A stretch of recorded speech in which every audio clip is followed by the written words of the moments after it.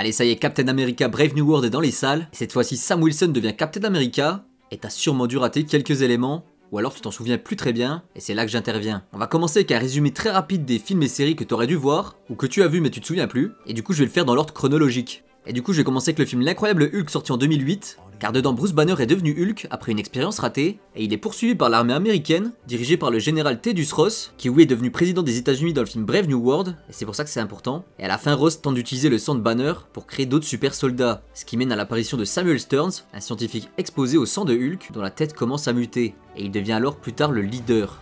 Et ce leader, on le retrouvera également dans le film. On continue ensuite avec le film Captain America, le soldat de l'hiver, qui marque les grands débuts de Sam Wilson dans le MCU.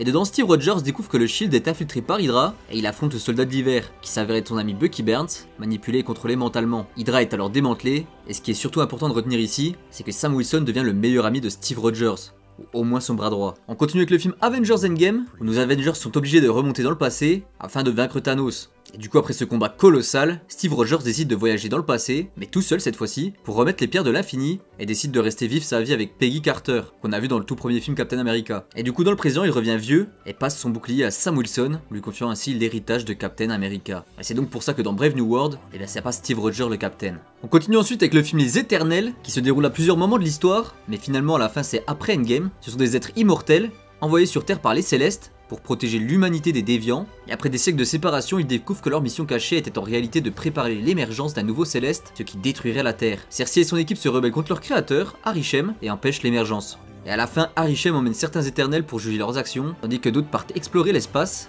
Mais ce qui est surtout intéressant ici, c'est qu'un céleste reste plongé dans l'océan, et on va en parler juste après, mais il aura un rôle conséquent dans le film Captain America Brave New World. Bon, maintenant je vais te résumer brièvement la série Falcon et le soldat de l'hiver, qui est sortie en 2021 et qui est dispo sur Disney+. Car c'est vraiment l'élément le plus important à avoir vu avant le film. Du coup ça se passe après Avengers Endgame, et Steve Rogers confie son bouclier à Sam Wilson, mais ce dernier doute de sa légitimité, et préfère le donner au gouvernement, et eux du coup en profitent pour créer un nouveau Captain America, en utilisant la personne de John Walker. En parallèle, Bucky Barnes, le soldat de l'hiver, essaie de tourner la page après son passé d'assassin, contrôlé par Hydra, mais une organisation terroriste, les Flag Smashers, dirigée par Karli Morgenthau, veut restaurer un monde sans frontières comme pendant l'éclipse. Tu sais, c'est le moment où la moitié de la population a disparu. Et du coup, Sam et Bucky, eh bien, ils vont devoir s'allier pour les stopper, et aidés par Sharon Carter, qui elle cache ses propres intentions. John Walker de son côté est dépassé par son rôle, et tue un innocent en public, ce qui provoque sa destitution. Il devient alors le US Agent, sous les ordres de Valentina Allegra, qui aura un rôle très important dans les prochains films du MCU, mais on en parlera une autre fois. Et du coup, à la fin, Sam accepte enfin de devenir Captain America, et affronte les Flag Smashers, avec l'aide de Bucky. Il comprend ainsi l'importance du rôle qu'il porte, surtout en tant qu'homme noir en Amérique, et Sharon Carter, qui travaille avec eux depuis le début, est révélée comme étant le Power Broker, une trafiquante influente. Mais du coup, ce qu'il faut surtout que tu retiennes ici, c'est que Sam Wilson, il a passé pas mal d'épreuves durant cette série,